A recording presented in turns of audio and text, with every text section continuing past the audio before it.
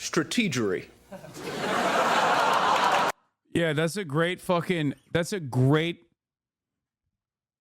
instance where the proof that you are showing immediately destroys the argument that you're making. Became president.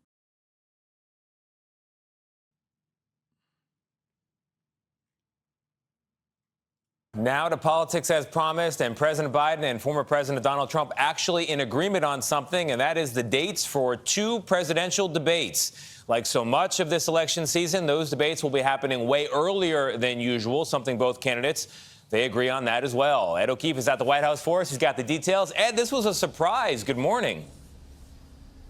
Sure was, Tony. Good morning. But early voting begins in September in some states, and that's why both candidates wanted debates earlier. Trump has asked for... This is correct. Just a reminder, that is exactly why Haas will talk to these D fans when they come in talking shit. Yeah. 100%.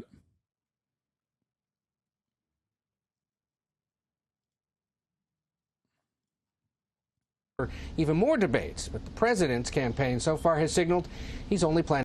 You liking Islam is all I need to know about you. Islam ruined my country. One day, brother, the Shah will come back. I promise. And then you can join the Savak forces in doing the right thing. You know? Instead of the morality police, you can be a Shah police, okay? I promise. Inshallah, one day. Yeah, this dude is actually logging in from Westwood for sure.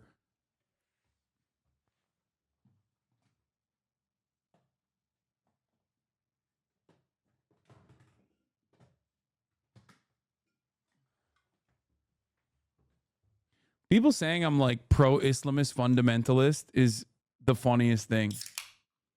Because because in the same breath, once I start talking about like trans rights or whatever, they literally start talking about how they need to melt trans people. You know what I mean?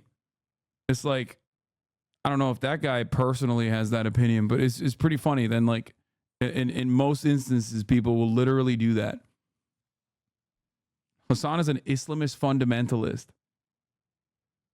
Except for his opinion on, you know, queer rights, women's rights, numerous things that are in direct contradiction to any kind of fundamentalist opinion, whether it is an Islamist one or a Christian one, or even a Jewish fundamentalist one, I guess.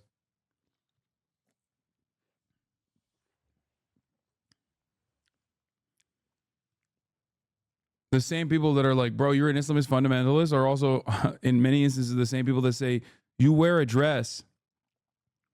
You are gay.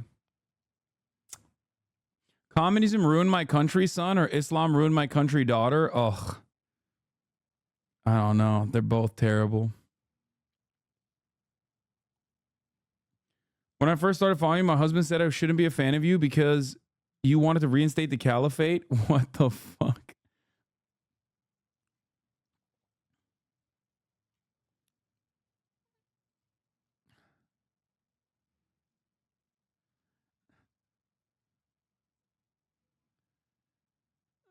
That's awesome. Planning to do 2. Make my day, pal. I'll even do it twice. 2 presidential debates now on the calendar.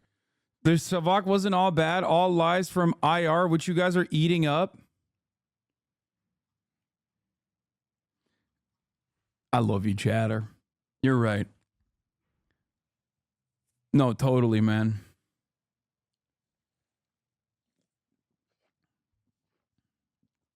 Listen, bro. Listen, bro. My grandfather, when he was removing the nails from suspected dissidents, he was doing it for Iran. It was not that bad, bro. When he was actually removing tooth and black bagging, okay, with techniques he learned from the CIA, he was doing it for Iran, bro. I am Persian. Please, Joe Biden, glass Tehran. My people yearn for freedom. In a public back and forth, President Biden and former President Donald Trump agreeing to debate on June 27th and September 10th. Donald Trump lost 2 debates to me in 2020. And since then, he hadn't shown up for debate. Biden's challenge to debate Trump comes as recent polls show the race stalled, especially in battleground states. But more concerning for the president, numbers show true weakness when voters are asked about how he's addressing the war in Gaza and the economy. I'm here. I'm ready, willing, and able. And the former president's used his brief appearances outside his criminal trial in Manhattan to repeatedly challenge Biden to debate. But he wants to go even bigger. I think there should be more than 2, and I think they should be in large venues. It's just more exciting. The first debate will be held in the battleground state of Georgia, but without an audience. And the other will be a primetime face-off held in a news studio instead of a debate stage. I am pleased to welcome you to this first presidential debate. This surprise arrangement likely spells the end of the Nonpartisan Commission on Presidential Debates, which has held them since 1988. And these joint appearances have a way of shaping perceptions about the candidates, thanks especially to how they're joked about later. Governor Bush, strategery. Yeah, that's a great instance where the proof that you are showing immediately destroys the argument that you're making, because that motherfucker became president. So all the memes about how stupid he is was completely inconsequential. Just saying.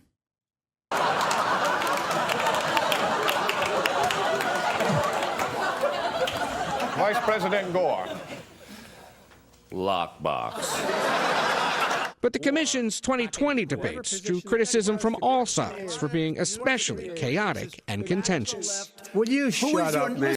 Contentious as in Trump did almost execute Biden. Like, Trump did do nation on Joe Biden, something that we forget about. He literally had COVID. He motherfucking had COVID, bro. He literally was, he was sick. And he went up on that stage against an 800-year-old corpse, just like coughing in his direction and shit, being like, hey, shake my hand. Come on. I mean, I'm exaggerating. I don't think he did that, but yeah, it failed. Listen, who is on your list, Joe? Who's on your list? Right. Gentlemen, I think This we've is ended so this. unprecedented. Ed, I really didn't think this was going to happen. So what was it that brought both candidates together to say, Shake yeah, we're my on board? hand. Shake my hand, Brandon. If you're a real man, Joe Biden, you would shake my hand. With a debate now. Look, these guys both want to do this. They can't help themselves. The president eager to remind the country of the contrast between him and Donald Trump and motivate people. ABC will allow simulcast. CNN won't. Bad form, CNN. Very bad form. ABC will share the debate with other broadcast and streaming news networks to simulcast. CNN has said only that its debate will air on its own platforms. Classic.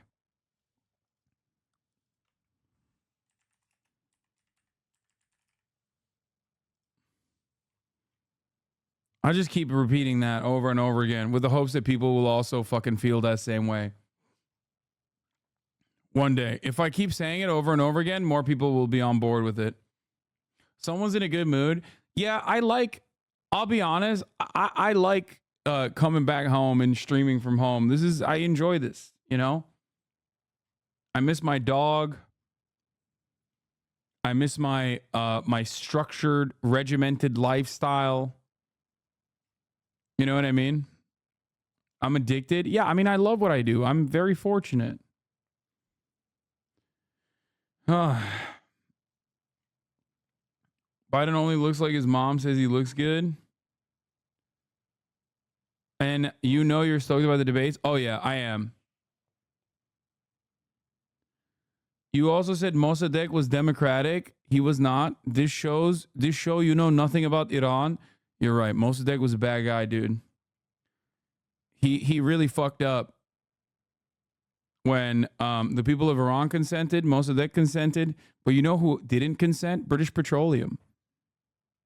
It's really fucked up when you don't actually take into care or consideration the profit margins of British Petroleum. I agree. I agree with you. You're right. It is the most anti-democratic thing you can do. Thank God. Thank God America got involved in Iran, right? Man, he made the law to make him dictator and also stop the election. Bro, you literally want the Shah to return. What are you talking about? What are you talking about? You are literally defending a monarch. Hello? What are you saying?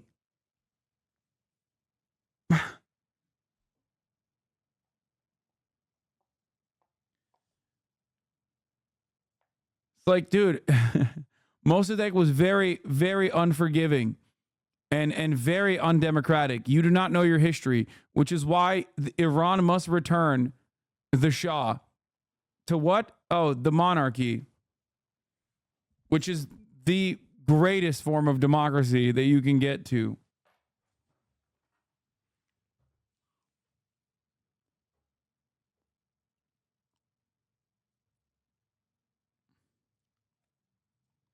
Anyway, so I said some words that were very mean. Well, not really, but I said some stuff about this, and apparently liberals got very mad at me, and I didn't even realize because I don't have Twitter on my phone. People inclined to vote for but him. let's finish by this, and seeing that we'll cover that contrast. in a second. The former president's been saying for months he'll debate anytime, anywhere. He also wants that contrast, hoping to reinforce perceptions about issues like the economy and take it directly to his opponent. And look, at a time when voters are saying either of these guys is too old to do the job, the other guy wants to show that they're quicker on their feet and will be able to withstand 4 more years. Tony? All right, Ed, thank you very much. Middle East next, and the Israel. So before we get to the Israel stuff, I saw that this was going on, and I had a statement about it. I said, I, for one, am excited to watch 2 80-year-old men yap about a bunch of issues they almost completely align on with respect to policy while acting as though they're miles apart from one another. Aaron Rupar, liberalism's greatest soldier, actually hit me with a quote tweet and fucking hit me where it hurts. He said, Trump supports stripping bodily autonomy from women.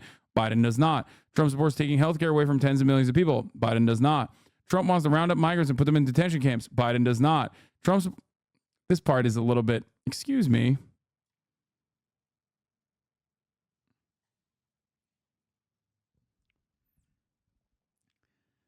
What? That part's a little weird. Trump supports executing drug dealers. Biden does not. Trump wants to withdraw from NATO and form an alliance with Russia. Biden does not. I could go on. So what's really interesting about this take, okay, what's really, really, really interesting about this take, ultimately, is annoying ideology. If so, Rupar got that in spades. No. Some of the stuff that he's mentioning is just, you know, not even fair to bring up in this conversation, considering that it's ironic because there are aspects of the Biden administration that is demonstrably better. Fango Lives is correct. There are aspects of the Biden administration that is demonstrably better. It's ironic that he didn't mention them, though. Like, for example, not eviscerating federal agencies and actually utilizing them, which Biden has done. But these guys are so permanently warped in posturing against Trump brain. The problem with liberalism is that it is inherently reactionary. Maybe not as bad as like the actual Republican attitude, but overall liberalism is also inherently reactionary as an ideology, which is precisely the reason why they always talk about the boundaries of what they are not, what they are up against. But slowly but surely, it literally, the things that you can say you are advocating for, the things that you are saying that you should be voting for Biden for get smaller and smaller and smaller in that time frame. He didn't even mention any of the fucking good things that Biden has done. Things that I will readily admit and routinely talk about. Okay?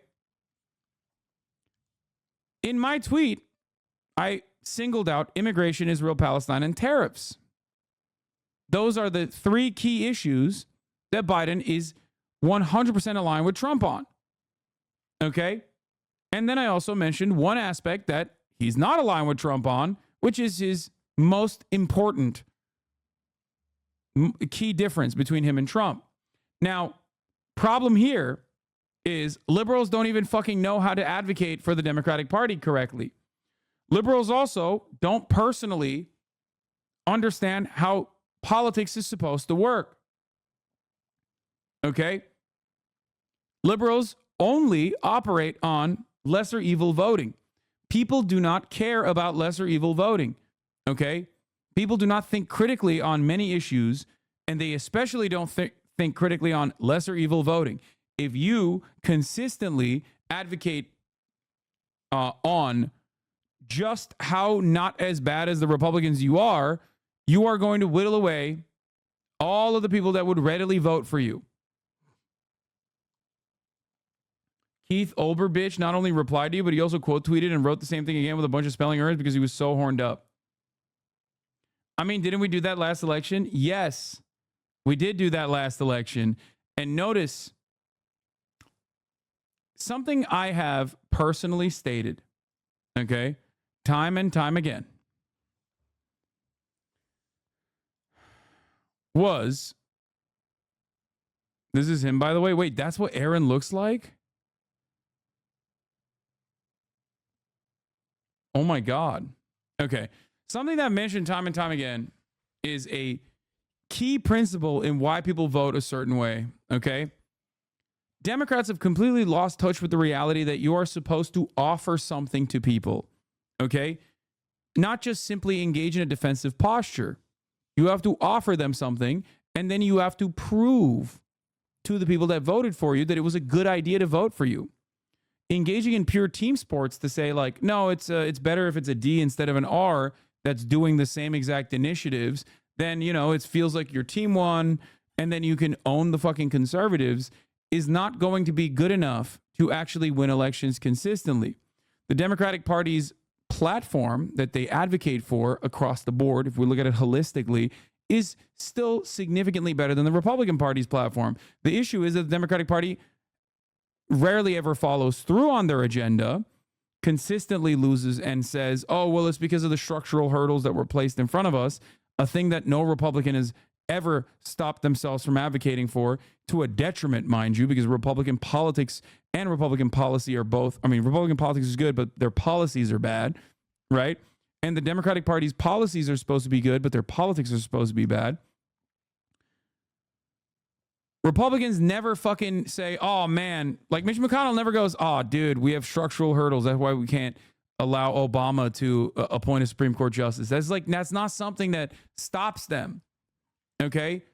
They do their bidding for their most loyal constituencies. All right. They do it sometimes to a detriment to the continuation of the party. What is this, bro? I swear every take you have is wrong. You say Israel's an apartheid state. That is completely wrong. I live in Israel and it is no apartheid. Only apartheid in the Middle East is in Arab countries and Iran with gender apartheid. I love you, chatter. Thank you for that take. That was brilliant. Yes, you're right. Every human rights group is wrong. You are right. How is this argument lesser evil voting? It's not only lesser evil voting when the counterpart pundit is diametrically opposed to the other. Considering I'm being charitable to him and seeing his post about policy. What? I'm going to get to it. Hold on.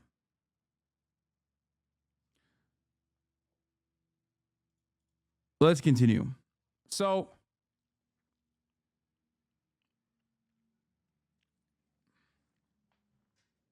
yeah, the Shah Dick Rider has moved away from the monarch, who also doesn't have exactly favorable opinions on women, mind you, to saying that as a Persian soldier living in Israel, all of the human rights groups that say that, you know, that correctly, accurately assess Israel's apartheid regime as anything but an apartheid, as just an apartheid regime, they're all wrong, actually. Anyway, so moving away from that idiotic talking point that I've addressed a million times over, let's get back to the point of contention here, okay? So the Democratic Party is supposed to say, look, if you vote for us, we are not as bad as the Republican Party. We will scale back on the Republican Party's death and destruction. We will scale back on the deregulation. We will scale back on the environmental impact, the damaging impact on the environment as a consequence of deregulation and many other things. We will defend labor rights. We will defend workers. We will create better economic opportunities, upward social mobility for some of the wealth, some of the least wealthy Americans, some of the poorest Americans, all that good stuff. We will protect immigrants. We will protect marginalized people, whether they're trans, black, brown, whatever, and also women's rights. We will protect women's reproductive rights. Okay. These are the things broadly that the Democratic Party is advocating for as they position themselves as not the Republican Party. The Republican Party is advocating for the opposite things, right? However, back in the day, the idea was that if you voted for a Democrat, at least they would never champion the Republican Party's position on these issues, right? Nowadays, the Democratic Party doesn't even do the lip service. They just say, fuck you, vote for us, and that's it. And in that time frame, in that process, the things that they can point to get smaller and smaller and smaller as the daylight between the two parties and their policies actually reduce. In 2020, you could say, and the Democratic Party did say, that all of the brutalization that you're seeing from the police against free press, all the brutalization that you're seeing from the police, Trump's police, against protesters, we will never do that.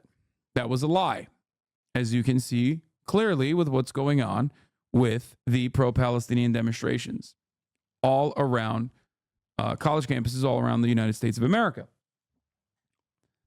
They're beating the shit out of students. They're beating the shit out of teachers. They're beating the shit out of even the press.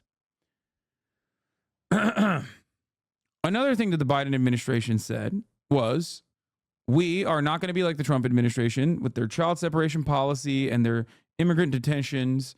We are going to be, America is a nation founded on immigration. We are all descendants of immigrants. We are a wonderful nation. We could take care of all these people. We are going to do our very best to reverse Trump's policies on immigration. The Biden administration, on the other hand, literally continued Title 42. The Trump administration's only policy in combating COVID was Title 42, saying that the CDC thinks that these migrants might have COVID, and therefore they can't come into the country in an effort to protect Americans from COVID, while simultaneously denying COVID was real anyway. The Brandon administration continued that policy. The Brandon administration continued immigrant detention. The Brandon administration also, 4 years after, it ran a successful campaign, mind you, against the Trump administration, saying that they were going to reverse in the first 100 days all of the Trump administration's immigration policies, turned around and advocated for the exact same bill that the Trump administration was trying to pass over and over again, funding the border wall, funding Customs and Border Patrol, and beefing up border security, assuming that the right-wing framing on the issue of immigration was actually not one of false economic, immigration has always been an economic issue. Still, falsehoods are presented in the conversation on the Republican front, and the Democrats are supposed to tackle it from the economic front and be like, no, they're not actually taking your jobs, yada, yada, yada, right? But they dropped that completely and took on the right-wing framing on the border. They took on the framing that the Republicans were advancing, saying that, no, immigration is actually a matter of national security. Immigrants are violent. Immigrants are rapists. Immigrants are thieves. And what ended up happening is basically the same exact thing that you see all around the world. You see in Europe especially, right? That people are now more militant against immigrants than ever before. And the reason for that is because the Democratic Party has also given up on arguing on the real boundaries of this issue and arguing for real solutions to this problem. A problem that is born out of right-wing, white nativist, anti-immigrant sentiments. Okay? I am not a violent rapist thief, says Iraqi Mo. Daddy Pie says, I think immigrants are terrible. Okay, great. I love having a diversity of opinion in the chat. Meanwhile, regardless of the diversity of opinion, both of you guys are going to see the top of the hour ad break because neither of you are subscribed for $5 or for free. That's right. If you no longer want to see those ads, immigrant, naturalized citizen, natural born U.S. citizen, doesn't matter. You still need to subscribe for $5 or for free.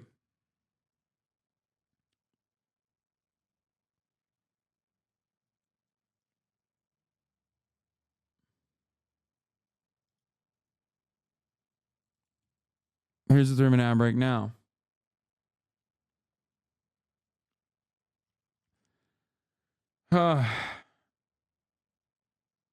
Greg Abbott pardons Daniel Perry, the man who mowed down BLM protesters and clearly premeditated it. Yeah, we'll get to that as well. It's the least shocking white supremacist action taken by that fucking piece of shit.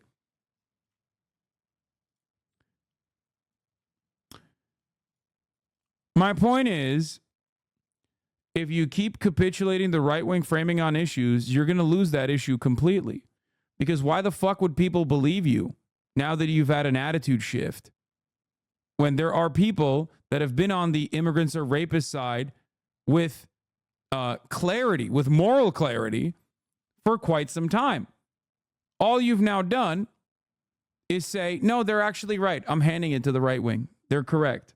I'm the one who'll fix it, but the right won't let me fix it by being right wing. It is an idiotic bargain that is both bad policy and also even worse politics. Okay? It's something that, in my opinion, is completely unconscionable and also furthering the fascist agenda in this country. It is genuinely devastating. It is genuinely scary. And I cannot comprehend how any liberal doesn't see that fucking reality, the writing on the wall. Okay?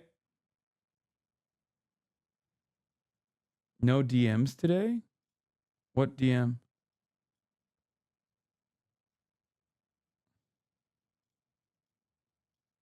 What are you talking about?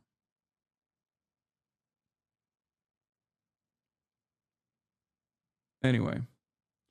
Dems are bringing the border bill back to the forefront. That's great. Chris Murphy. In Twitter? What? That's weird.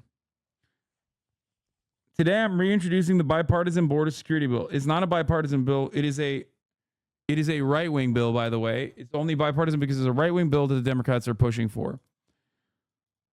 It's insane to me that they're doing this again. Basketball analogy. If you're given the option between Michael Jordan and Kobe Bryant, two players who overlap greatly, everyone's picking MJ. If you're racist, you want the MJ of racism law. No, it's like having the option. Let's say you're like a chess grandmaster, okay? It's like being a chess grandmaster and saying, I want to fucking play against LeBron in a dunk competition. It's like, what are you doing? You're going to get owned. You know what I mean? There's no reason to go to a dunk competition. LeBron is going to destroy you. Play chess. Bad analogy? I don't think so.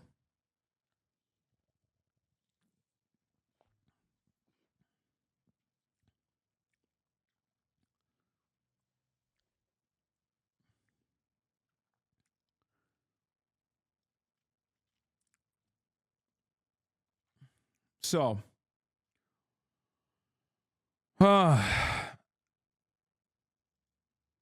it is very frustrating to see the Democratic Party do this over and over again, and only to have these fucking idiotic people defend this silly notion. People do not vote on lesser evil voting boundaries. It is stupid, okay? And the expectation that, like, you are owed their vote as the Democratic Party is also stupid. The expectation that you are owed their vote and not vice versa is inherently undemocratic. Why the fuck do we have a democracy then? You have to fall in line and offer fealty to the Lord, to one lordship over the other? Okay, well, why do we have a democracy then? No, you're supposed to fucking earn our vote, man. Anyway, what the fuck did Keith Olbermann say? He has some takes on it as well, I heard. I saw earlier, but I have to pee.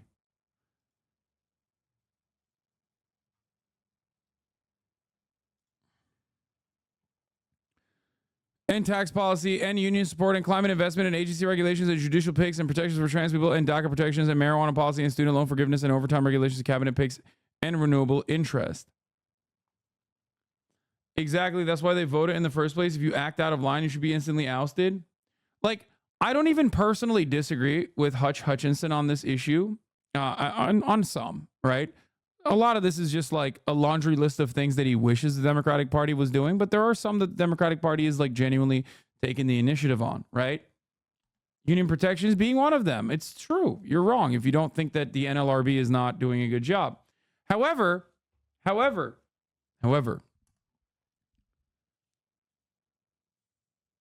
the issue here is still the idea that people are supposed to come to these conclusions on their own when the Democratic Party is not showing them that they're doing that. Okay? Even if the Joe Biden administration was legitimately making great initiatives on half of the things that he's talking about here, which, you know, half of them are not real, okay? It is wild to me that they are doing such a bad job with their messaging.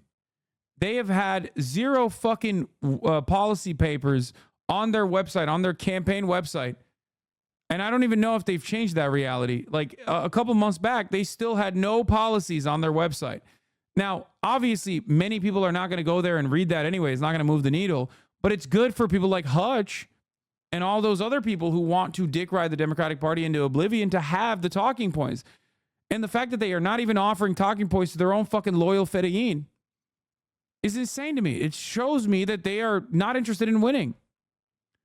Hutch is the perfect liberal, though. He claps for incrementalism, where the next Republican will easily undo all this and undo even more.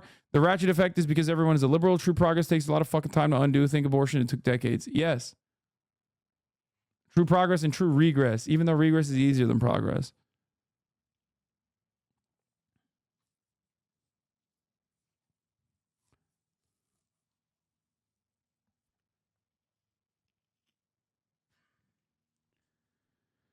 The only thing that we do, thank you for the shout out on Wired, by the way, means a lot. The only thing that we do in this circumstance, is just like allow the Republicans to be more and more right wing, as we also become more and more right wing, because we've created an environment where like right wing sentiment is the only thing that people hear, and that kind of attitude is completely normalized. It is crazy, by the way. The latest New York Times Siena poll showed that Biden is doing horrifyingly bad. Like losing a fucking 12-point lead in Nevada, Pennsylvania, Arizona, Georgia, all these states where he's supposed to be dominating, with the exception of Wisconsin, is crazy.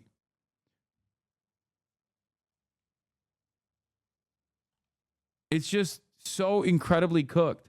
And so many of the Democratic Party loyal demographics are literally just not voting for Trump. Just not voting for Biden. Latino voters, like all of those states that we're looking at, Latino voters, okay, a key constituency. The states that we're looking at where young voters are an important constituency, even though they don't vote in like massive numbers, it's still an important constituency for the winning constituency that the Democratic Party has to create in order to defeat the Republicans. Biden is basically running on Trump is worse aesthetically and worse for democracy. Okay. This is insane, right? Hasan the Hun. One of them will put you in a camp if he says you're Muslim or here illegally, or latter if you don't speak English or you don't support our religion or you're gay and an intellectual and the other won't. But you do your glibness. At least you won't have to worry about the intellectual part. Great own, man. This is a real banger. 300 likes. Seems a little excited at the prospect of me going to jail here. It doesn't seem like you have an issue with that at all.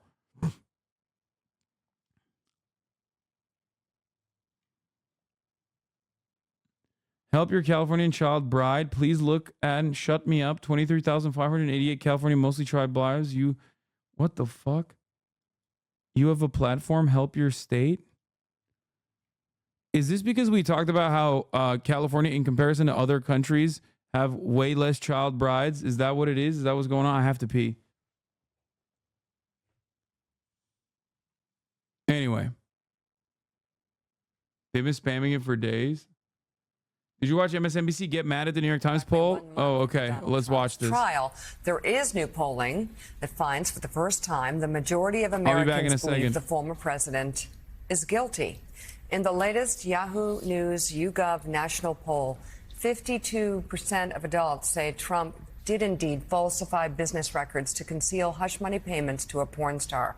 That is up 4 points from last month and up 7 points from when the charges were filed last year. If convicted, 51% would approve of Trump serving prison time, while 36% would be against putting him behind bars. Willie, look at that. 51% would support Donald Trump. So I guess this isn't a far left-wing conspiracy. No, that's a majority of Americans. Yeah, that would be. As- Wait, again, I went to Alabama. 51. That's a majority. Yeah, right. once you get to 51. Okay. Joyce confirms. Okay. As for Fantastic. the political ramifications, the poll shows Trump and President Joe Biden tied at 45% in this year's election among registered voters. But when asked who they would support if convicted, if Trump is convicted Well, that's not close. in the hush money case, Biden takes a 7-point lead, 46 to 39%. So can I look at some other polling? Yeah, results now? why Okay. not? The I mean, latest yeah. Morning Consult tracking poll over 10,000 registered voters finds 44% for Trump and 43% for Biden. Oh, That's it's a within tie. the poll's margin of error. It's not 12 points. It's a tie. Okay. And separate new polling of registered voters finds President Joe Biden leading Donald Trump in this survey from the New York Times and Ipsos. Biden is up 4 points, 47 to 43%. We should note, though, that the margin of error is plus or minus 6% for the poll. So I get to say it's fascinating, Willie, and we'll get into this. The New York Times ran a few polls. They ran the New York Times Siena poll, which they roll off. It's a series, 15, 16, 17 stories that make people run around Manhattan with their hair on fire and Washington with their hair on fire. At the same, put it this New York Times Ipsos poll. The Ipsos. Put it back. Okay. Run at the same time by the New York Times. Biden's ahead by 4 points nationally. 4 points nationally. Not even an article about it. Anyway. As for that New York Times Philadelphia Inquirer Siena College polling of 6 key battleground states that came out Monday morning, there was a lot of reaction to that. As we know, some of the most trusted pollsters in the country are calling into question the methodology and results. You think? The CEO of the Nevada Independent, John Ralston, calls Trump having a 13-point lead in the state, quote, bizarre, adding that nothing remotely similar has been seen in the state in decades. The founder of UVA's Center for Politics, Larry Sabato, says he laughed after seeing the Nevada numbers and recommends others do the same. National political reporter at The Bulwark, Mark Caputo, also calls the Nevada poll, quote, a total outlier. Meanwhile, the director of polling at Harvard's Institute of Politics, John Della Volpe, is raising questions about how Biden could be losing the youth vote. They're doing 2016 again. It's the only method that they have. It's the only thing they know how to do. It relies on the understanding that the Democratic Party is entitled to your vote. Okay? You have to vote for them. They are entitled to your vote. It is inherently undemocratic. And it is pretty fucking crazy. It's not just public spin. Biden doesn't believe his bad poll numbers, nor do many of his top aides. Bro, this is literally Trump. Trump did these exact same shit per Dems who have spoken privately with the president and his team. This informs the largely steady as she goes campaign strategy. Some Democrats think the Biden team, by the way, this is Alex Thompson, the national political correspondent at Axios. Okay. So I'm not just reading a random fucking Twitter thread for those of you who get hyper focused on the aesthetics. I'm talking about a journalist breaking his own story on Twitter. Democrats think the Biden team is in denial about the polling and sleepwalking into defeat. The Biden team is convinced the country will not reelect Trump once they face the choice in November. Ultimately, voters will decide which side is right. In public and private, Biden has been telling anyone who will listen that he's gaining ground and is probably up on Donald Trump in their rematch from 2020. While the press doesn't write about it, the momentum is clear in our favor, with the polls moving towards us and away from Trump, Biden told donors during a West Coast swing last week. Reality check, some national polls have shown Biden ahead or tied with Trump, and in several other polls, the president is within the survey's margins for error. Many aspects of Trump's candidacy, including his legal battles, are unprecedented and add more mystery to the election projections. That's why when people say Biden has been under 40% for 8 months straight, no president has ever won the election after registering under 40% approval in an election year, according to 538's approval average.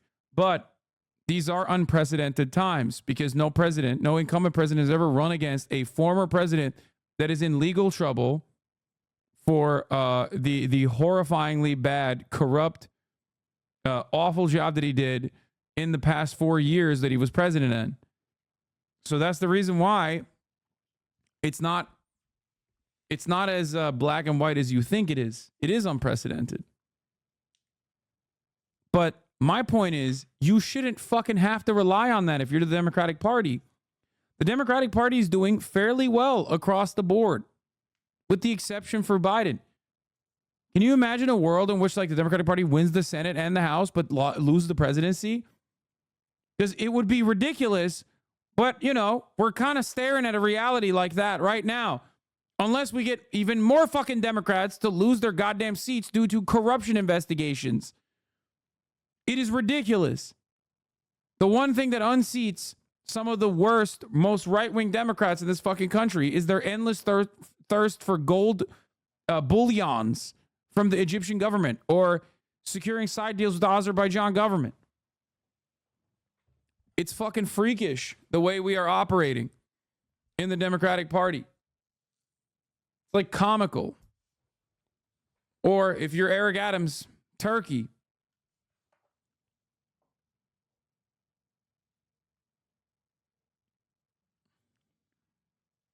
Remember how GE polls were the reason we had the vote for Biden because he had an average of 1% more popular vote lead than Bernie? Now polls don't matter at all. Yes. Insane splits here. In 2024, presidential elections were held today. Who would you vote for if the candidates were Joe Biden and Donald Trump? Wisconsin, 47% Joe Biden, 45% Trump. Pennsylvania, 47% Trump. Arizona, 49% Trump, 42 Biden. Michigan, 49% Trump, 42 Biden. Georgia, 49% Trump, 39 Biden. Nevada, 50% Trump, 38% Biden.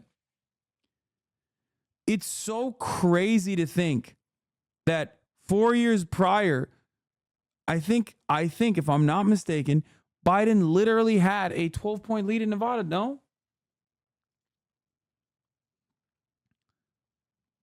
The New York Times Philadelphia Inquirer Siena College poll April 28th to May 9th. If this general election for U.S. Senate were held today, which candidate would you be more likely to vote for? Jackie Rosen, 40%.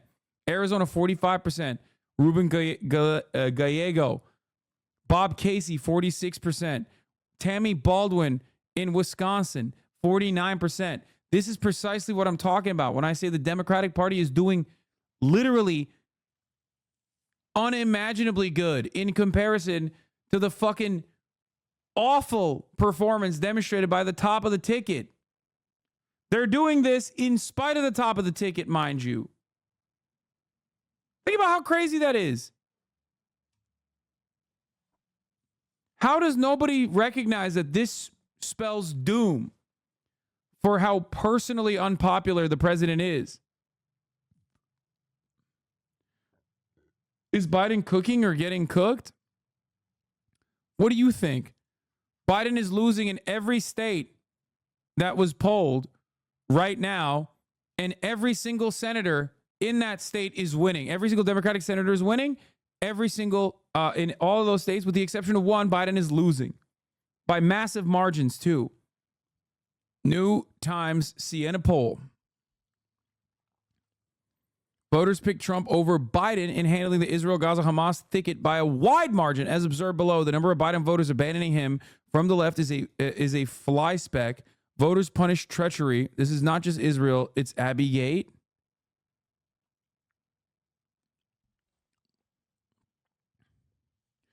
Split A, the Israeli-Palestinian conflict.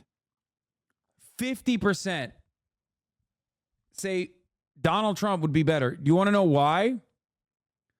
Because Donald Trump is at least consistently bad on Israel from our perspective.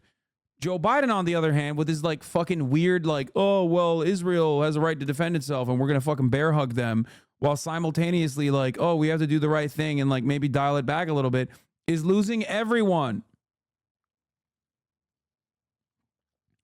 The other reason is, of course, because, what is this?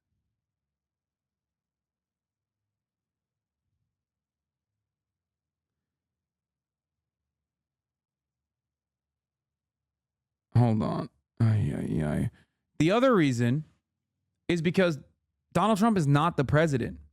Okay? People are stupid as fuck. People are stupid as fuck. They don't think about these issues deeply. They literally go, well, Biden is the one doing genocide. Maybe Trump will be different. I can yell about that every fucking day of the week and how wrong that is, but that's not going to move the needle. What will move the needle, however, is Biden taking a fucking strong stance in the right direction. That's the issue. Instead, he's doing the worst of both worlds. He's flip-flopping on it, and more importantly, showing everyone his major weakness, which is that he's old and demented and falling asleep on the wheel. This is precisely what I said on the Wired podcast as well. I don't know if it made the cut.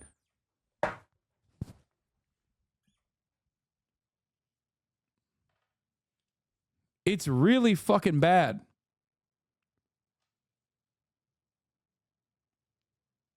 It's really, really, really bad.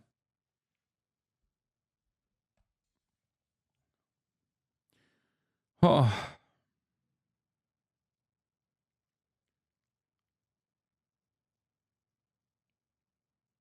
What? Counterpoint? I don't believe the polls. There you go. As poll shows, approval rating is at 33%. Joe Biden says, I don't believe the polls.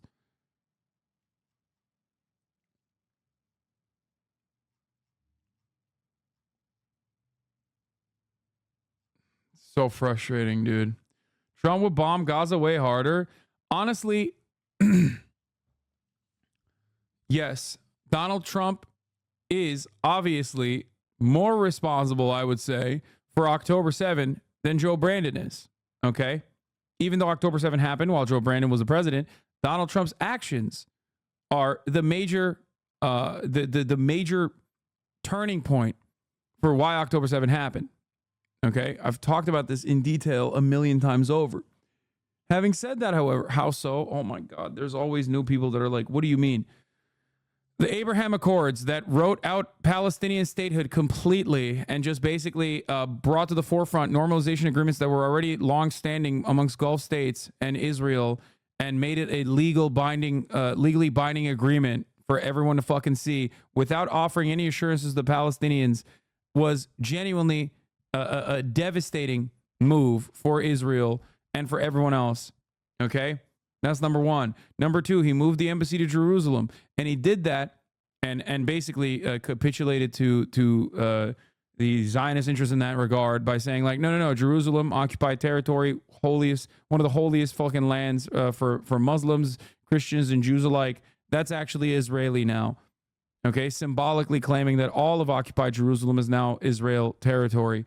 Ridiculous move, greatly increasing tensions. Permanently recognizing the annexed territory of Golan Heights, which is Syrian territory that Israel illegally occupies and annexes. That's another fucking awful move from the Trump administration. Assassinating Qasem Soleimani at the behest of Israeli interests, for the most part, greatly increasing tensions against Iran. That's another bad fucking move. Throwing the Iranian denuclearization agreement, casting it aside, and implementing additional sanctions on Iran, even though Iran continued to follow the Iranian denuclearization agreement after Trump cast it aside.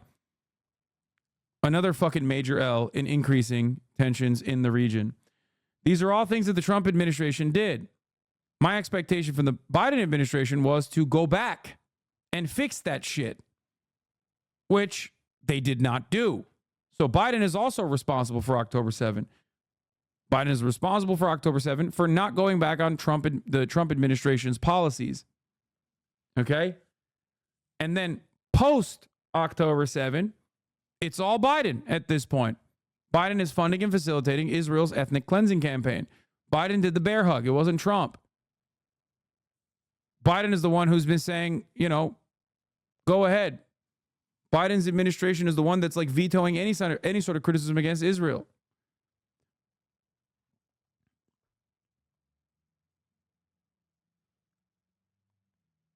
And now, months later, 35,000 killed by Israel. And only now there was a brief moment where the Biden administration said, all right, we're going to fucking restrict some weapons, while simultaneously saying, oh, well, we conducted an investigation and saw that Israel may be potentially violating human rights with the arms that we're sending in directly against American law, in violation of U.S. law, that no weapons that America ships to allies could be used in violation of human rights. All that good stuff. Still offering Israel political cover, still defending Israel, but marginally criticizing Israel, which is now pissing off the pro-Israel crowd too.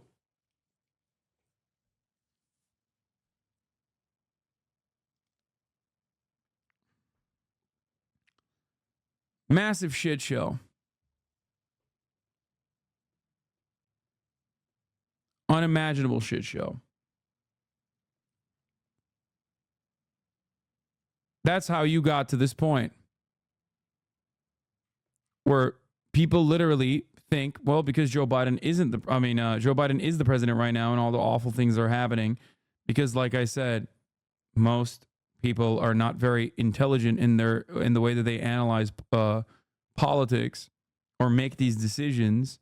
So you have to really hammer the points and demonstrate messaging discipline and have an easy to understand narrative that you portray, which the branding camp is absolutely failing on.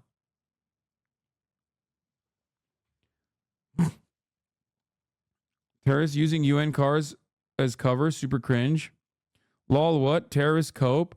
Yeah, dude, they were. You're right. My land, bitch. Lol, terrorist cope so strong now. My land. That moment when you cope so hard about terrorists doing exactly what they said they want to do forever, lol. Any 58-year-old white dem was smashed right now. Lol, team terrorist cope. He's a clown, bro. I love the guy who fucking hates Biden, but also loves how rabid of a Zionist Biden is. Like, that's it. This is the guy who's not voting for Biden, dude. Okay? There are many like him who are fucking ultra Zionist, but still fucking despise Biden. These are the guys he's trying to maintain on his side. Good luck to him. Saying everyone is a terrorist. UN is terrorists are using UN cars. That's the actual cope, dumbass. You're the one who fucking believes in any and every falsehood that the Israeli government puts forward, even though they lie all the fucking time and are caught with their pants down all the fucking time. But you don't give a shit about the truth. You just want a neat little narrative that allows you to continue offering unconditional support to the state of Israel. It's ridiculous. They did not have any fucking terrorists in the UN cars, dumbass.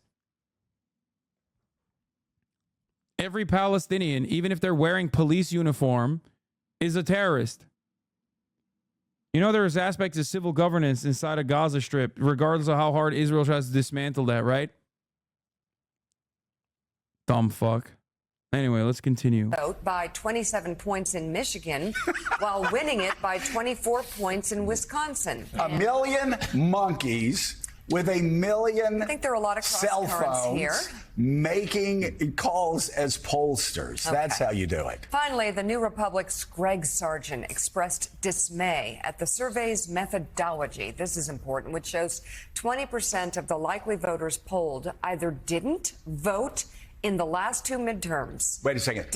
Wait a second. Vote. They're likely voters. But they did not vote. The 20% of what the New York Times is calling likely voters. So let me finish. Didn't vote in the last general election. Damn, bro, these guys are fucking really going ham on the polls now that it doesn't favor Biden. It almost feels like they didn't really care about polls ever at all. And only cared about it as long as they could make an argument against Bernie fucking Sanders, huh?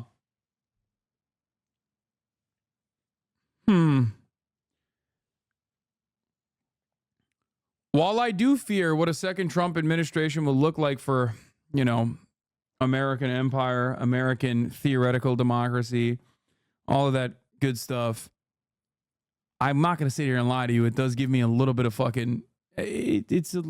Gives me a little bit of happiness to see Joe Scarborough flail around like this.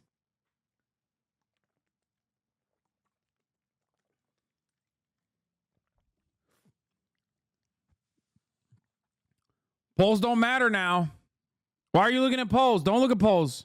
I talked about this on the Majority Report in 2015, right before I called the Corbyn over performance in that election. This is called a soft voter screen. Basically, if someone says they're certain to vote, even if they don't have a great track record of voting, they actually do tend to vote. Remember, this is a presidential election where the most unlikely voters do show up. Yeah. But yeah, no, dude. What are polls anyway? I mean, it's bullshit. It's nonsense. Yeah, throw it away.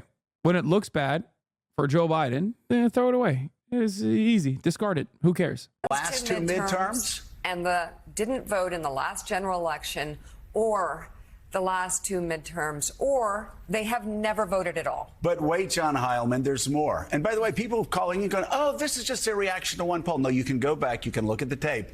We do this every time the New York Times Siena poll comes out. It's always